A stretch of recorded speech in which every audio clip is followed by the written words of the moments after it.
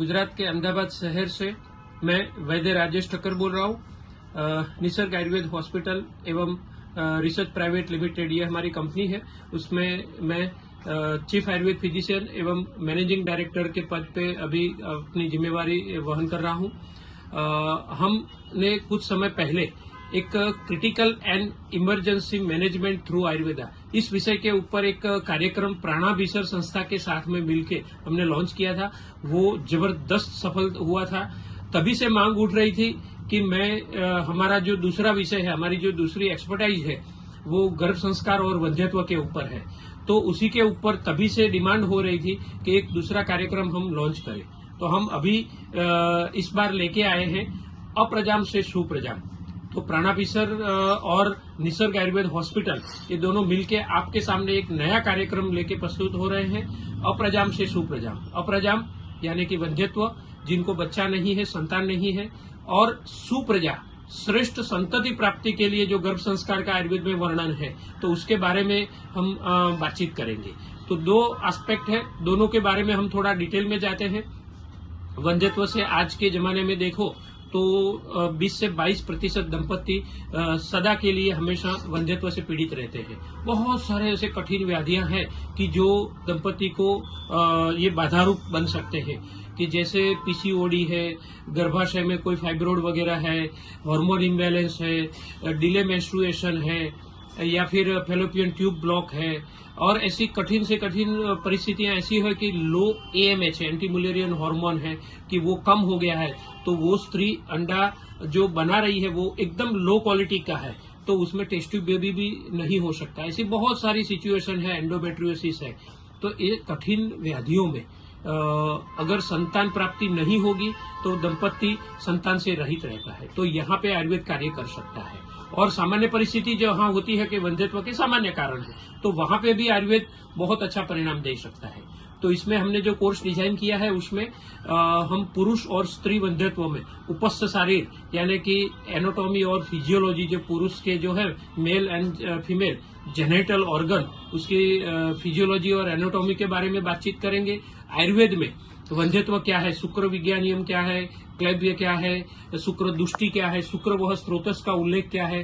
तो चरक, सुश्रुत, ऐसे हमारे जो ग्रंथकार है उन्होंने सारी स्थान में, चिकित्सा स्थान में अलग अलग जगह पे जो वर्णन किया है, तो उसमें जहां जहां वंध्यत्व और गर्भ संस्कार की बातों का उल्लेख है वो सबको समेटे हुए हमने एक ये कार्यक्रम डिजाइन किया है। तो वंध्यत्व के बारे में देखेंगे, और उसके बाद गर्भ रह जाता है तो गर्भ संस्कार की बातें आती है।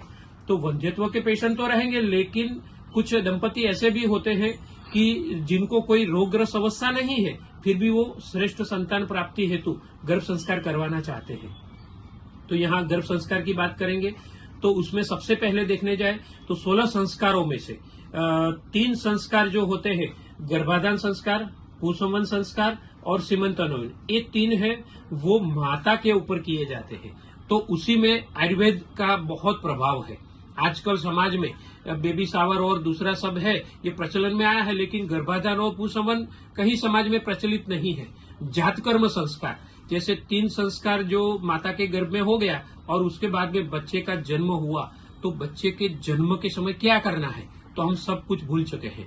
तो सदियों पहले जो हमारी परंपरा थी उसी को वापस लाते हुए जातकर्म संस्कार जो हम श्रेष्ठ तरीके से करवाते हैं, तो उसमें बच्चे को सुवर्ण सलाका और रजत यानी कि सोने की या चांदी की सलाका से सुवर्ण प्राश बना के उसको अभिमंत्रित करके 4 श्लोक बोल के उसको अभिमंत्रित किया जाता है। जीभ के ऊपर ओम लिखा जाता है, और उसके बाद उनके कानों में वेदों के लिखे हुए मंत्र उनको कान में सुनाए जाते हैं। वेदोक्त ध्वनि सबसे पहले वो बच्चा सुनना चाहिए। और उसके बाद ऋषि जो 14 लोक है, तो वहां से ऋषि के आशीर्वाद लेके जिन्होंने ये गर्भ संस्कार की रचना की है उनके आशीर्वाद लिए जाते हैं। ऐसे करके पूरा एक जातकर्म संस्कार का डिटेलिंग है। तो वो कैसे होगा, और बच्चे के अन्य संस्कार जैसे अन्नप्राशन संस्कार है, निष्क्रमण संस्कार है, उसी के बारे में भी हम बातचीत करेंगे। आप सबको मैं ये बोलना चाहता हूं कि हमारे आयुर्वेद के अंदर ऐसा कहा गया है कि बच्चे का 3 प्रकार का वर्ण हम जो चाहते हैं वो हम ला सकते हैं। श्याम वर्ण, कृष्ण वर्ण और अवदात वर्ण, ये 3 का वर्णन मिलता है। कौन से महाभूत उसके लिए जिम्मेवार है, कौन सी औषधियां हैं और कौन सी परिस्थितियां आहार है कि जो ये वर्णों को डिसाइड करती है। तो हमारे शास्त्रों के हिसाब से हम अवदात वर्ण यानी कि गोरा देखाव जिसका हो, ऐसे संतान प्राप्ति की चाहना किसे नहीं होगी। तो फेयर स्किन का अगर बच्चा चाहिए तो हमारे शास्त्रों में क्या वर्णन मिलता है, वही बच्चा सिर्फ उनका वर्ण अच्छा हो ऐसा नहीं, तो उसके साथ साथ इम्यूनिटी बहुत अच्छी हो, व्याधि क्षमत्व बहुत अच्छा हो, उनका पूरा अंगों का जो अंग प्रत्यंग का निर्माण हो रहा है गर्भावस्था में वो एकदम श्रेष्ठ तरीके कैसे हो। तो उसके बारे में मासानुमासिक परिचर्या, गर्भिणी परिचर्या के स्वरूप में जो जो बातें लिखी गई है, जो प्रयोग किए गए हैं, और आयुर्वेद ग्रंथों के अलावा मैंने बहुत सारे दूसरे भी ग्रंथ पढ़े हैं, उपनिषद है या पुराण है, तो वहां का एक पूरा सब जो ज्ञान है वो मिला के उसका एक आपके सामने प्रस्तुत करने जा रहे हैं।